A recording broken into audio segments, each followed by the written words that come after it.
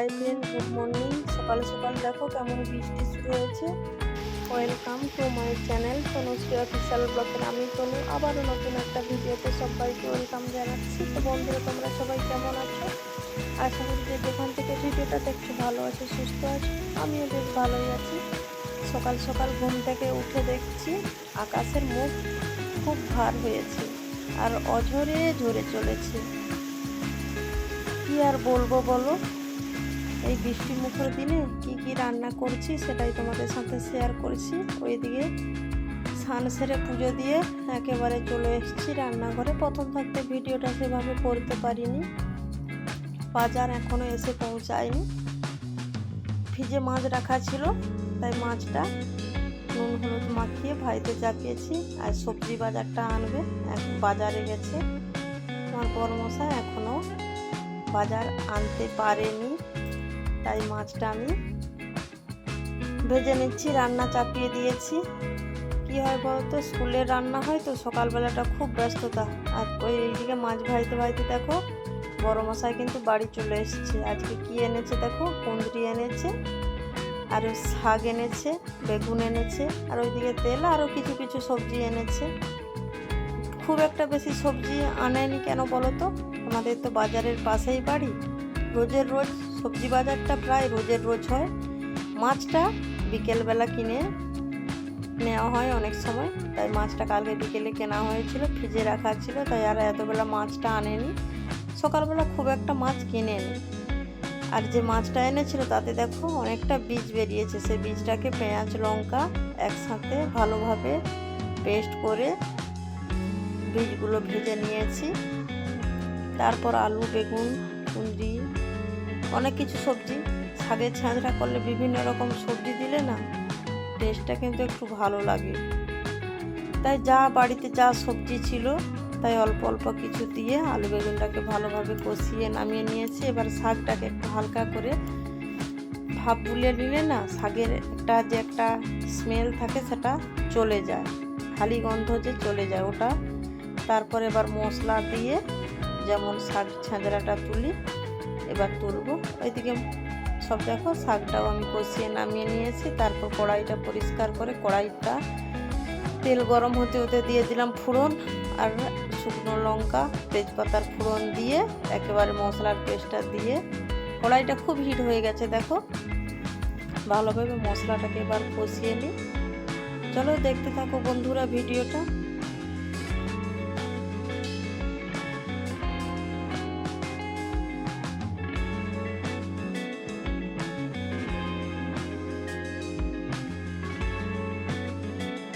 মশলাটা আমার কষানো হয়ে গেছে, তেল ছেড়ে এসছে।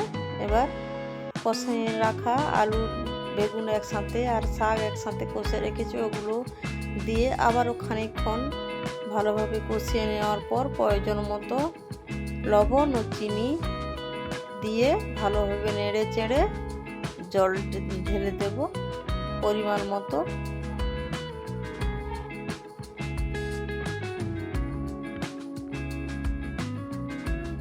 ওইদিকে আমার কষানো কমপ্লিট। এবার পরিমাণ মতো জল দিয়ে, খুব একটা বেশিক্ষণ যাবে না সেদ্ধ হতে, কেন সব সবজিগুলো তো কষে রেখেছি, প্রায় হাফ সেদ্ধ আগে থাকতেই কষানোর সময় হয়ে গেছে। এখন খুব সামান্য জল দিয়ে সামান্য ফুটে এলে তারপর বলেছি তো লবণ আর চিনি মিশ্রণটা ঠিকঠাক মতো না দিলে না স্বাদের ব্যালেন্সটা ঠিক বোঝা যায় না। চলো আমি কিভাবে শাক এর ছাঁচড়াটা বানাই সেটাই তোমাদের সাথে শেয়ার করছি। চলো দেখতে থাকো বন্ধুরা। শাকের সবজিটা নামিয়ে নিয়েছি, আর জিরা আর গরম মশলা সরষে একসঙ্গে ভেজে গুঁড়ো করে রেখেছি, ওটা তোমাদের সাথে আর শেয়ার করলাম না। তারপর লেবু দিয়ে মাছের টক বানাবো। টকটা অলরেডি আমি তুলেই দিয়েছি। খুব ভালোভাবে ফুটে এলে তারপর সরষে বাটা আর মাছ একসাথে দিয়ে একটুখানি ফুটে এলে তারপর ওতে দিয়ে দেব লেবু। আর আমচুর দিয়ে আজকে টকটা বানাইনি, লেবু দিয়েই বানাচ্ছি। বন্ধুরা, তোমাদের কার কার কি কি দিয়ে টক খেতে ভালো লাগে কমেন্ট করে জানিও। আমচুর দিয়ে টক খেতে খুব বেশি ভালো লাগে না লেবু দিয়ে টক খেতে খুব বেশি ভালো লাগে, কার কোনটা খেতে ভালো লাগে তোমাদের কমেন্ট বক্সে জানাতে ভুলো না। কিন্তু আমার তো আমচুরের থেকে লেবু দিয়েই টকটা খেতে খুব ভালো লাগে। যদিও সত্যি কথা বলতে আমি না সরষে বাটার টকটা সেভাবে পছন্দ করি না, ওই লেবু দিয়ে করছি বলে আজকে খানিকটা ইচ্ছে হলে খাবো, না হয় না খাবো। আমার ভাজা মাছটাই ভালো লাগে। চলো ভিডিওটা পুরোটা দেখতে থাকো। কেউ যদি আমার চ্যানেলে নতুন বন্ধু ভিজিট করে থাকো, চ্যানেলটাকে সাবস্ক্রাইব করে অল নোটি অন করে রাখতে ভুলো না। কিন্তু যখনই কোনো নতুন ভিডিও দেবো সবার আগে তোমাদের কাছে নোটি পৌঁছে যাবে।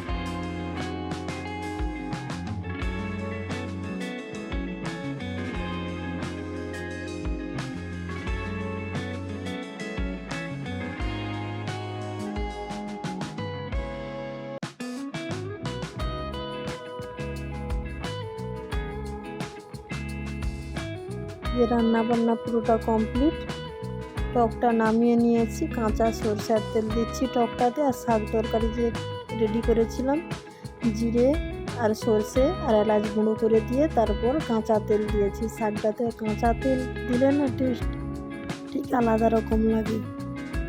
চলো দুপুরের কী কী রান্না করলাম পুরো মেনুটাই তোমাদের সাথে শেয়ার করলাম। এবার খাওয়া দাওয়ার পালা। দুপুরবেলা দেখো খেতে বসে পড়েছি সবাই মিলে। আর সবাই তো ক্যামেরার সামনে আসতে চায় না, সবাইকে আর ঠিক নিলাম না। চলো একেবারে তারপর বিকালবেলা দেখো দীঘাতে সেই জগন্নাথ ধামের মহাপ্রসাদ বাড়ি বাড়ি দিয়ে গেছে, সেটাই তোমাদের সাথে শেয়ার করছি। দেখো কি আছে এর ভেতর খুলে দেখাচ্ছি, চলো দেখতে থাকো। আর তোমাদের কার কার বাড়িতে এই দীঘার জগন্নাথ ধামের প্রসাদ বাড়িতে পৌঁছেছে তোমরা কিন্তু কমেন্ট করে জানিও। আমার বাড়িতে তো পৌঁছে গেছে। এই হচ্ছে প্রসাদ বন্ধুরা, দেখতে পাচ্ছ 2 রকমের মিষ্টি দিয়েছে আর একটা করে পট দিয়েছে। আর পটটা না আমার ছেলে আগে থাকতে নিয়ে চলেছে, তোমাদেরকে আর দেখাতে পারলাম না। চলো একেবারে তারপর সন্ধ্যাবেলা চলে এসেছি। সন্ধ্যাবেলা ছেলেকে পড়িয়ে তারপর এখন বাজে প্রায় 8:30 মতো। আজকে জল দেওয়া ভাত করেছি, খেসারি কলাইয়ের যে বাটা ওটা দিয়ে বড়া ভাজা বানাবো। ভাইতে প্রায় অলরেডি চাপিয়ে দিয়েছি। চলো দেখতে থাকো ভিডিওটা। আজকে ডিনারের মেনুতে এটাই রান্না হয়েছে, জল দেওয়া ভাত, কাঁচা লঙ্কা, কাঁচা পেঁয়াজ আর সাথে বড়া ভাজা। গরম গরম খেতে জাস্ট জমে যাবে। চলো ভিডিওটার বিশেষ বড় করছি না, ভিডিওটা এ পর্যন্ত। ভালো লাগলে লাইক কমেন্ট শেয়ার করো। Tata bye, good night.